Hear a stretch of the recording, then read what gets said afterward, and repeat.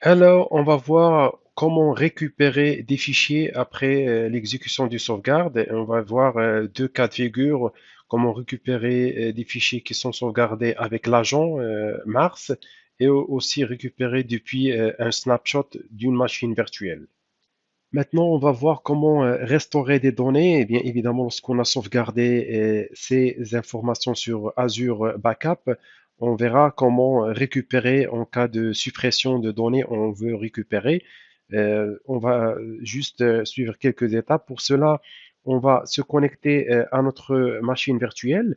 Vu qu'il y a déjà une sauvegarde, ce qu'on va faire, on va cliquer sur Recover Data. Et bien évidemment, on aura cet assistant. On va choisir notre serveur qui a été déjà sauvegardé. On va cliquer sur Next, suivant. Vous avez Individual File and Folder. Je clique sur Suivant. Vous avez le volume, c'est ces deux points. Bien évidemment, vous avez la date où on va monter un volume. C'est-à-dire qu'il y aura un volume qui va se monter avec un autre lecteur qu'on peut récupérer par Robocopy ou copier ces données depuis ce volume vers l'emplacement qu'on a sauvegardé. Voilà, le volume a été monté avec le lecteur E2 points, vu que nous, on a la destination, c'est C2 points, mais le volume qui a été monté, c'est E2 points. On va cliquer sur Browse. Vous devez donc utiliser, comme c'est indiqué, Robocopy ou des outils en fait de récupération. Vous avez ce lecteur. Si je clique sur Explorateur, vous avez C2 points et le lecteur E2 points qui est chargé.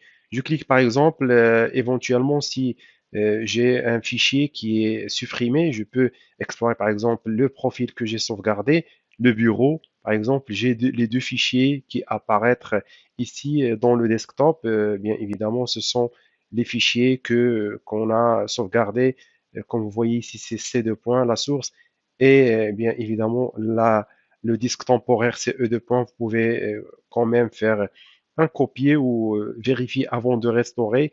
Et ça vous donne la possibilité de checker les données qui sont sauvegardées, la version avant de restaurer sur ce deux points, mais vous pouvez en fait faire un copier par exemple et revenir sur les desktops et coller. Donc vous faites un paste, vous pouvez cliquer sur comparer, on voit bien que les versions ce sont les mêmes, le fichier sauvegardé et le fichier qu'on veut récupérer, c'est le même. Donc, vous pouvez donc utiliser cette manière.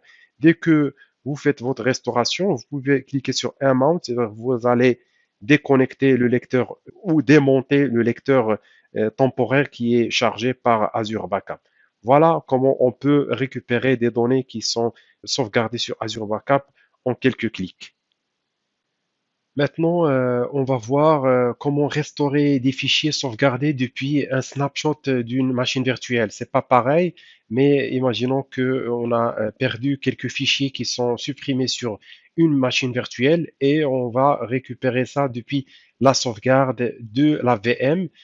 On va revenir vers le backup item. On va sélectionner Azure Virtual Machine, pas Azure Backup Agent, donc la machine qu'on a sauvegardée. On va cliquer dedans et bien évidemment, on aura une possibilité de récupérer des fichiers depuis un snapshot. On va cliquer sur File Recovery. On va cliquer sur télécharger le script. Il y aura le téléchargement du script. En attendant, je vais me connecter à la VM. Ce que je vais faire, je vais essayer de supprimer le fichier host, fichier driver. Je vais juste aller vers ce fichier. Je vais cliquer sur drivers, etc. et le fichier host. Ce que je vais faire, je vais sélectionner sur supprimer delete. Voilà, ça a été supprimé et on va essayer de récupérer ce fichier depuis la sauvegarde de la VM. Donc, on a déjà sauvegardé cette VM et on va essayer de récupérer seulement ce fichier depuis la sauvegarde. Pour cela, donc, on va bien évidemment monter. Voilà, ça a été donc téléchargé. Lorsqu'on télécharge ce fichier, il faut le copier sur la machine virtuelle et on a le mot de passe de script qu'on doit renseigner. Je vais copier juste le mot de passe, l'exécutable je l'ai déjà copié dans la machine virtuelle qu'on peut se connecter. J'ai déjà donc au niveau du bureau le fichier. Ce que je vais faire, je vais fermer ça. Je vais juste double-cliquer sur l'exécutable.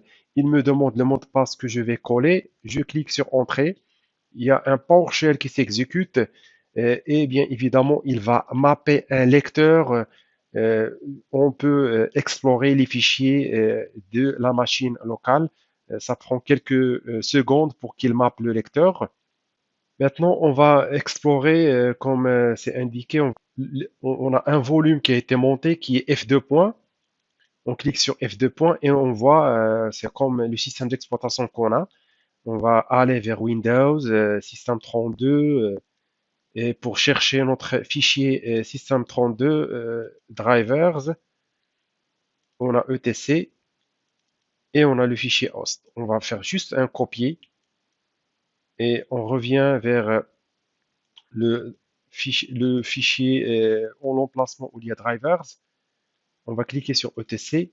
On va faire un coller, paste. Voilà, donc le fichier a été restauré depuis un snapshot d'une machine virtuelle. Dès que vous terminez la restauration, il vous demande de quitter, en fait, de démonter le lecteur qu'on a monté. Vous faites juste cliquer sur Q ou Exit. Vous avez donc la possibilité, bien sûr, d'exécuter. Vous faites un Q long, donc le script a été déconnecté. Il a déconnecté le lecteur. Comme ça, il y a cette possibilité de restaurer des fichiers depuis un snapshot en quelques clics. Et bien évidemment, on a déjà sauvegardé la machine virtuelle dans sa globalité.